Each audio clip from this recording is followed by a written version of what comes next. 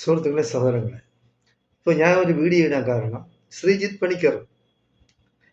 ശ്രീജിത്ത് എന്ന് പറയുന്ന കാര്യമല്ല, പണിക്കരാണ്. പണിക്കരുടെ ജോലി എന്ന് പറയുന്നത് BJPക്ക് ആളിനെ കൂട്ടുക, BJPക്ക് വേണ്ടി ഓശാന പാടുക, അവൻ്റെയൊക്കെ മൂട് താങ്ങുക എന്നുള്ളതാണ്. അപ്പോൾ നിഷ്പക്ഷ രാഷ്ട്രീയ നിരീക്ഷകൻ എന്നാണ് ഈ പണിക്കൻ പറയുന്നത്. എന്തോ ആയിക്കൊണ്ട് പോട്ടെ, ജനങ്ങൾക്ക് മനസ്സിലാവുമല്ല അവൻ്റെ ജോലി എന്താണെന്ന്.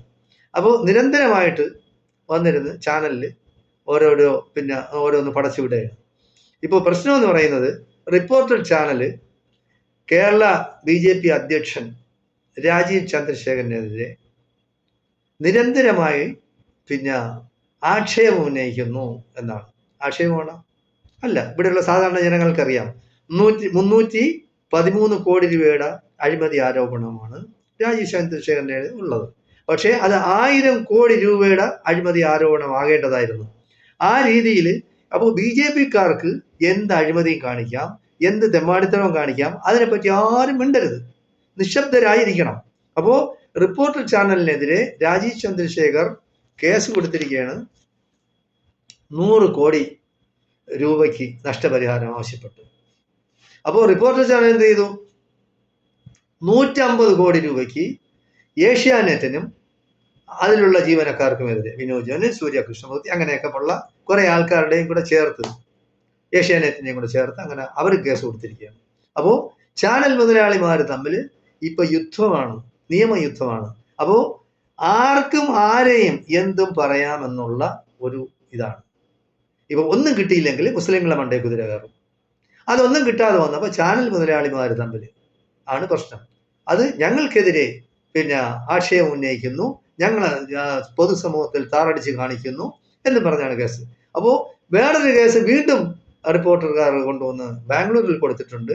ഏഷ്യാനെറ്റ് ഞങ്ങൾക്കെതിരെ നിരന്തരമായി ഇങ്ങനെ അപവാദം പറഞ്ഞു വരുത്തുന്നു എന്നും പറഞ്ഞ് മേലിൽ അങ്ങനെ ഉണ്ടാകരുതെന്നും പറഞ്ഞ് ഒരു ഇഞ്ചക്ഷൻ വാങ്ങിച്ചിട്ടുണ്ട്. അപ്പൊ അതിനെപ്പറ്റി വിശദീകരിക്കുകയാണ് പണിക്കർ. അപ്പൊ പണിക്കർ ആരാണ്? ഈ ഏഷ്യാനെറ്റിന്റെ മുതലാളി എന്ന് പറയുന്നത് രാജീവ് ചന്ദ്രശേഖറാണ്. അപ്പോൾ ഈ രാജീവ് ചന്ദ്രശേഖരനും BJPക്ക് സംഘപരിവാറിനും വേണ്ടി കുഴലൂത്ത് നടത്തുന്ന തെമ്മാടി ഏറ്റവും, അതായത് ഹൃദയശൂന്യൻ, ഹൃദയത്തിൽ ഒന്നുമില്ല, മനുഷ്യനുള്ള യാതൊരു സ്നേഹമില്ലാത്ത, മനുഷ്യരോട് യാതൊരു സ്നേഹമില്ലാത്ത വികൃത മനസ്സിന്റെ ഉടമയായ ആളാണ് ഈ പണിക്കർ.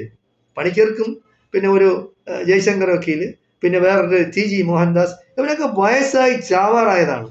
മനുഷ്യനെ തമ്മിൽ അടുപ്പിക്കാനും മനസ്സിൽ വിദ്വേഷവും വെറുപ്പും കൊണ്ട് നടക്കുകയും അത് പ്രചരിപ്പിക്കുകയും ജനങ്ങളെ തമ്മിൽ ഭിന്നിപ്പിക്കുകയും ജനങ്ങളെ തമ്മിൽ കലാപത്തിന് കോപ്പ് കൂട്ടാൻ പ്രേരിപ്പിക്കുകയും ചെയ്യുന്ന തെമ്മാടി വർഗത്തിൽപ്പെട്ടവരാണ് അവരെല്ലാം.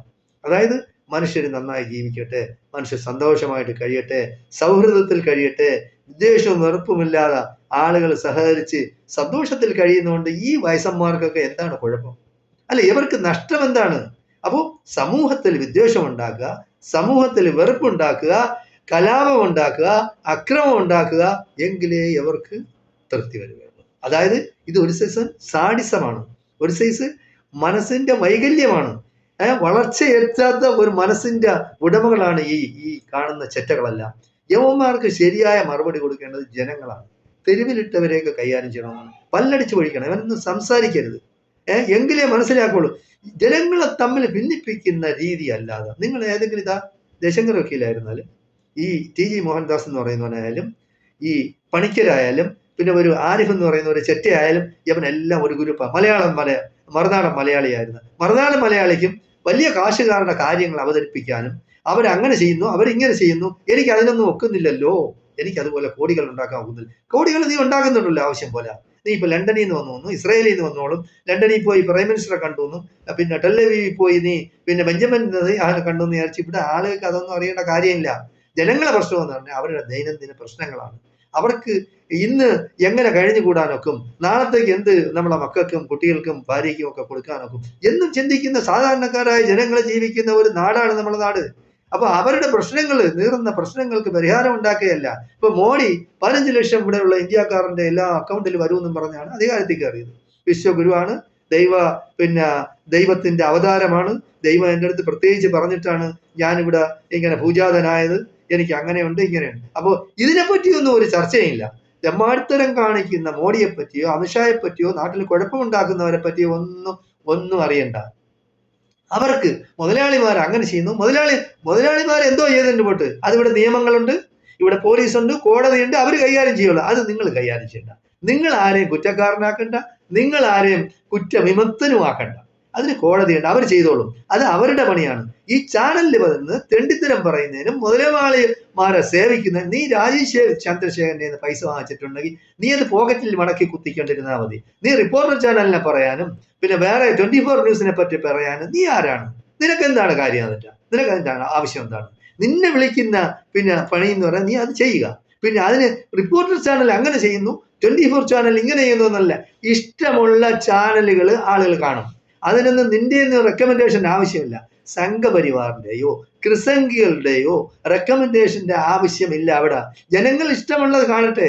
എല്ലാ ചാനലും തപ്പിയാലേ സത്യം അറിയാവുള്ളൂ. പിന്നെ ഇവിടെ കുറച്ചെങ്കിലും സത്യസന്ധമായിട്ട് ആരെയൊന്നും കാശ് വാങ്ങിക്കാതെ നല്ല തന്മയത്തോടുകൂടി തൻ്റെ ഇടത്തോടുകൂടി സത്യമായിട്ട് പറയുന്നത് ആ മീഡിയ 1 TV ആണ്. അതിന് അവര് പിന്നെ അത് മുസ്ലിങ്ങൾ ആണ് അതിൽ ചാനലിൽ കൂടുതലും ഉള്ളത് കൊണ്ട് അവര് വർഗീയവാദികളാണ്, ജമാഅത്തെ ഇസ്ലാമിയാണ്, മറ്റതാണ്, അവർ മുസ്ലിം രാഷ്ട്രം ഉണ്ടാക്കാൻ നടക്കുകയാണ്. എന്താ തെണ്ടിത്തരമാണ് പറയുന്നതിനൊക്കെ ഒരു മര്യാദ ഉണ്ട്. സാധാരണ ജനങ്ങളോട് ഞാൻ ആവശ്യപ്പെട്ടാണ്, നിങ്ങൾ ഇവിടെയുള്ള ചാനൽ 24 ആയാലും റിപ്പോർട്ടറിലായാലും പിന്നെ മലയാളം നാടായാലും ഏഷ്യാനെറ്റ് ആയാലും അതുമൊക്കെ കണ്ടിട്ട് മീഡിയ 1 കൂടെ കാണണം. ഒരു ദിവസമെങ്കിലും അത് കാണുമ്പോഴേ നമുക്ക് മനസ്സിലാവുള്ളൂ. പണ്ടും ഇതേപോലെ ഒരു ചാനൽ ഉണ്ടായിരുന്നു, മുനീറിന്റെ ചാനൽ. അതുപോലെയാണ്. അപ്പോൾ അത് കാണുമ്പോഴേ നമുക്ക് മനസ്സിലാക്കാനൊക്കെ ഉള്ളൂ. ജനങ്ങളെ തമ്മിൽ ഭിന്നിപ്പിക്കുന്നത് ആരാണ്? ജനങ്ങളെ തമ്മിൽ അടുപ്പിക്കുന്നത് ആരാണ്? വർഗീയ വിദ്വേഷം ഇവിടെ കുത്തിവെക്കുന്ന പ്രചരിപ്പിക്കുന്ന വിഷം ചീറ്റുന്നതും ആരാണെന്ന് നമുക്ക് മനസ്സിലാക്കണമെങ്കിൽ സഹോദരങ്ങളെ, നിങ്ങൾ ഈ ചാനലുകൾ എല്ലാം കാണണം. കാണുമ്പോഴേ ഒക്കെ ഉള്ളൂ. അപ്പൊ ഇവരെല്ലാം ഓരോ ആൾക്കാരുടെ പിണിയാളുകളാണ്. അവർക്ക് അതിൻ്റെതായ പ്രതിഫലം കിട്ടുന്നുണ്ട്. നമ്മൾ സാധാരണക്കാർക്ക് അതിൻ്റെ പ്രതിഫലമുണ്ട്. നമ്മൾ അധ്വാനിച്ച് ജീവിക്കുന്നവരാണ്. നമ്മൾ അധ്വാനിച്ചാലേ നമ്മളെ കുടുംബം കഴിയൂ. അല്ലെങ്കിൽ നമ്മൾക്ക് കഴിയാനൊക്കെ ഉള്ളൂ. നമ്മളെ മക്കളോ നമ്മളെ മറ്റവരാ എല്ലാം ഇനി എടുത്ത് തരുമെന്ന് പറഞ്ഞ് നമ്മൾ കാത്തിരിക്കാനും വേണ്ട. അതൊന്നും നടക്കില്ല. നമ്മൾ അധ്വാനിക്കണം. മക്കളൊക്കെ ഒരുവിധം പ്രായമായി വലുതായിക്കെ കഴിഞ്ഞാൽ അവർക്ക് അവരെ കുടുംബവും അവരെ മക്കളും അവരെ ഭാര്യയായിട്ട് അവർ കഴിയും. അവർക്ക് മാതാപിതാക്കളെ നോക്കാനോ മാതാപിതാക്കളോട് സംസാരിക്കാനോ ഒരു മിനിറ്റ് ഒരു ടെലിഫോൺ ചെയ്യാൻ പോലും ഉള്ള സമയം അവർക്ക് കിട്ടാറില്ല. കാരണം ഇന്നത്തെ കാലഘട്ടം അതാണ്. സ്വന്തമായ ഒരു എന്താണ് ട്യൂബ് പോലെ അവരായിരിക്കാണ്. എന്താണ് അതിന് പ്രത്യേകമായ ഒരു പേരുണ്ട്, അത് ഞാനിപ്പോ മറന്നുപോയി, ഞാൻ വേറൊരു അവസരത്തിൽ പറയാം. അപ്പൊ അങ്ങനെ എല്ലാവരും ഇടുങ്ങിയ ചിന്താഗതികളുമായിട്ടാണ് ജീവിക്കുന്നത്. അവർക്ക് വേറൊന്നുമില്ല. അവരുടെ ഭാര്യ, അവരുടെ കുട്ടി, അവരുടെ കാര്യങ്ങൾ, അവരുടെ പിന്നെ പ്രശസ്തി, അവരുടെ പ്രസിദ്ധി, അവരുടെ മറ്റത് വെട്ടിപ്പിടിപ്പ് മറിച്ചത് വെട്ടിപ്പിടിപ്പ്, അതാണ് എല്ലാ മക്കളായിരുന്നാലും ശരി, അവരുടെ ബന്ധുക്കളായിരുന്നാലും ശരി, അവരുടെ മാതാപിതാക്കൾ വരെ ഇപ്പോഴങ്ങനെ ഇടുങ്ങിയ ചിന്താഗതികളും കൊണ്ട് നടക്കുകയാണ്. അപ്പൊ അവനവന് അധ്വാനിച്ചാലേ അവനവന് ജീവിക്കാൻ കഴിയുള്ളൂ. മക്കൾ തരും, മറ്റവർ തരും, ബന്ധുക്കൾ തരും, സഹോദരങ്ങൾ തരും എന്ന് പറഞ്ഞ് കാത്തിരുന്നിട്ട് കാര്യമില്ല.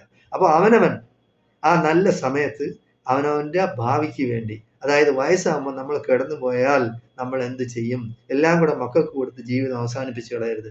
കുറച്ച് കരുതലോടെ നമ്മൾ സൂക്ഷിച്ചു വെക്കണം. പക്ഷെ പലിശ തിന്നരുത്, ബാങ്കിൽ കൊണ്ടിടരുത്. ബാങ്കിൽ കൊണ്ടിട്ടാൽ തന്നെ പലിശ വാങ്ങരുത്. പലിശ വാങ്ങിയാൽ അത് വയറ്റിനകത്ത് കത്തും എന്നാണ്, ജ്വലിക്കുമെന്നാണ് തീ. ആ തീ തിന്നരുത്. ആ പലിശ വേണ്ടാന്ന് വെക്കണം. അതായത് നമുക്ക് അനുവദിക്കപ്പെട്ടത് മാത്രമേ. ദൈവം തമ്പുരാൻ ഈ പലിശ തിന്നുന്നതിന് യാതൊരു കാരണവശാലും അംഗീകരിക്കില്ല.